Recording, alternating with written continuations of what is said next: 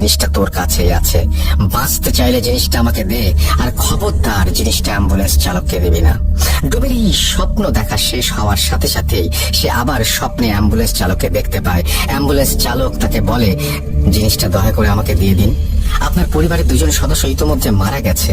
আপনি যদি বাঁচতে চান তাহলে জিনিসটা আমাকে দিয়ে দিন দয়া করে। সেই মহিলা আপনাকেও মেরে ফেলবে। কিন্তু ডোম কিছুতেই বুঝতে পারছিল না তার স্বপ্নে দেখা দুজন ব্যক্তি তার কাছে কি চাচ্ছে, আর সে কিভাবেই বা সেই জিনিস তাদেরকে দেবে। এসব চিন্তা তাকে প্রায় পাগল করে ফেলে। তাই সে একদিন তার বন্ধুর কাছে তার সাথে ঘটে যাওয়া ঘটনাগুলো শেয়ার করে।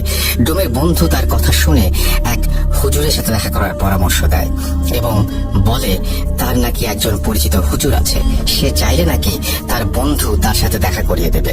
ডোম তার বন্ধুকে সেই হুজুরের সাথে দেখা করিয়ে দেওয়ার কথা বলে, কেননা সে এসব আর সহ্য করতে পারছিল না। পরের দিন সকালে ডোমের বন্ধু তাকে ফোন দিয়ে বলেন তার এলাকার মসজিদের ইমামের সাথে তিনি কথা বলেছেন এবং ইমাম সাহেব ডোমের সাথে বিকেলে দেখা করতে চেয়েছেন। বিকেলের দিকে ডোম একটু ঘুমিয়ে পড়ে এবং স্বপ্নে সেই মহিলা তার সামনে হাজির হয় এবং তাকে বলে, না না না না, ভুলেও এই কাজ করিস না। ওই হুজুর তোর কোনো উপকার করতে পারবে না।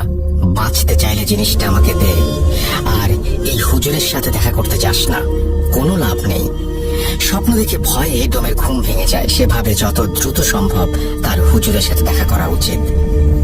এই ভেবে ডোম খুব দ্রুত বাসা থেকে বের হয় হুজুরের কাছে যাবার উদ্দেশ্যে। কিন্তু রাস্তায় যেখানে তার স্ত্রী এবং মেয়ের ওর অ্যাক্সিডেন্ট করে মারা গিয়েছিল, সেখানে কাকতালীয় ভাবে তার সাথেও একটি দুর্ঘটনা ঘটে এবং সে পায়ের হাঁটুর নিচ থেকে পুরো অংশ চিরকালের জন্য হারিয়ে ফেলে।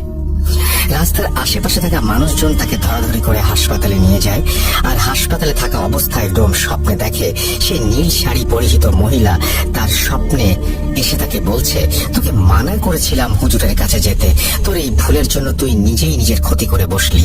তোকে আগেও বলেছি আমি চাইলে তোকেও মেরে ফেলতে পারি, কিন্তু আমার অতি প্রয়োজনীয় জিনিসটা তোর কাছেই আছে, আমি তোকে এই জন্য মারছি না, জিনিসটা আমাকে দিয়ে দে। অ্যাক্সিডেন্টের পর ডোম প্রায় 3 দিনের মতো হাসপাতালে থাকে।